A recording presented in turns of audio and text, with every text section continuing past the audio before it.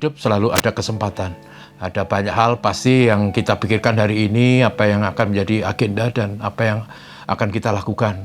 Tapi saudaraku, seperti biasa izinkan saya menyampaikan renungan pendek pagi ini yang saya beri tema apa yang menajiskan hidup seseorang. Teksnya diambil dari Injil Matius pasal 15 ayat 15 sampai 20. Berbunyi demikian. Lalu Petrus berkata kepadanya, "Jelaskanlah perumpamaan itu kepada kami." Jawab Yesus, "Kamu pun masih belum dapat memahaminya?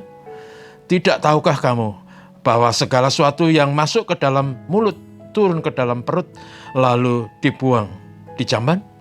Tetapi apa yang keluar dari mulut berasal dari hati, dan itulah yang menajiskan orang.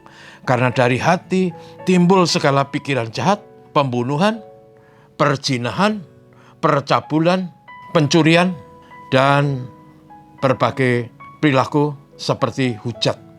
Itulah yang menajiskan orang.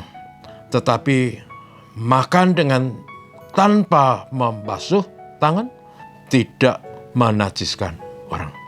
Saudara sekalian, manusia adalah makhluk yang luar biasa, yang selalu bisa merencanakan, memikirkan ke depan apa yang baik, apa yang membuat sehat, apa yang memberi manfaat.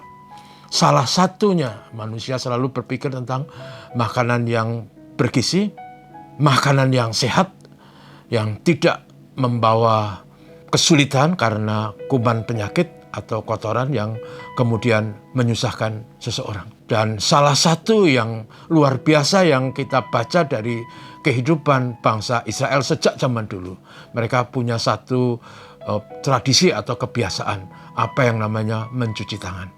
Kalau mereka bepergian dan pulang, mereka mencuci tangan dan kaki sebelum masuk rumah.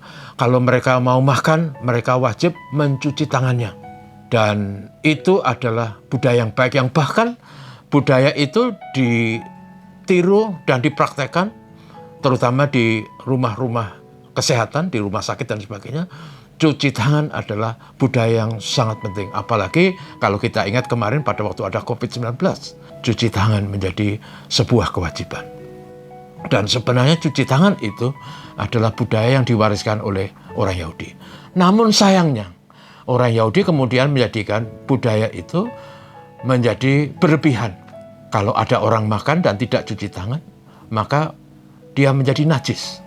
Makanannya menjadi najis. Yang sesungguhnya itu tidak benar.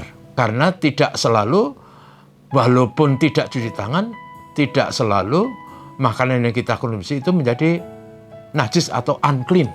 Karena bisa jadi tangan kita memang sudah bersih, bisa jadi mungkin kita malah pakai daun sesuatu dan sebagainya sehingga tangan kita tidak menyentuh makanan yang kita konsumsi. Dan itu alasannya kemudian ini menjadi perdebatan orang Yahudi dengan Yesus. Sebab murid-murid Yesus kadang-kala makan tidak cuci tangan. Nah, mereka bilang itu najis. Lalu dalam teks yang kita baca tadi, Tuhan Yesus menjelaskan bahwa yang membuat orang najis bukanlah apa yang masuk ke dalam mulut. Apa yang kita konsumsi masuk ke perut, lalu kemudian dibuang di jamban. Dan Tuhan Yesus katakan yang membuat najis adalah apa yang keluar dari mulut. Karena apa yang keluar dari mulut itulah timbul pikiran-pikiran jahat, perbuatan-perbuatan tercela, perzinahan, percabulan, pencurian, sumpah palsu, hujat, dan seterusnya. Itulah yang menajiskan. Karena semua yang terjadi itu keluar dari hati. Hati, saudaraku, adalah pusat pikiran, perasaan, dan kehendak. Karena itu hati kita harus dikendalikan.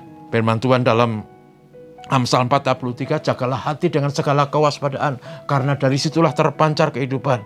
Karena itu saudara, kita harus jaga hati kita, supaya hati kita tidak dikendalikan oleh kejahatan, oleh keserakahan, oleh egoisme. Hati kita dijaga supaya menjadi hati yang murni, yang berkenan kepada Tuhan. Tuhan memberkati kita.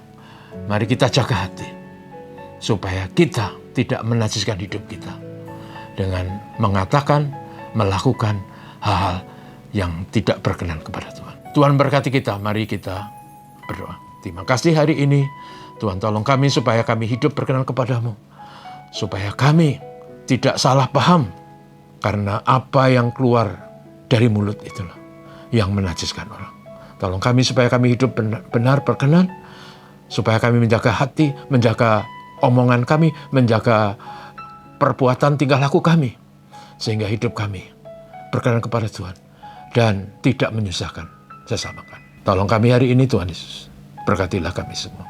Haleluya. Amin. Selamat pagi.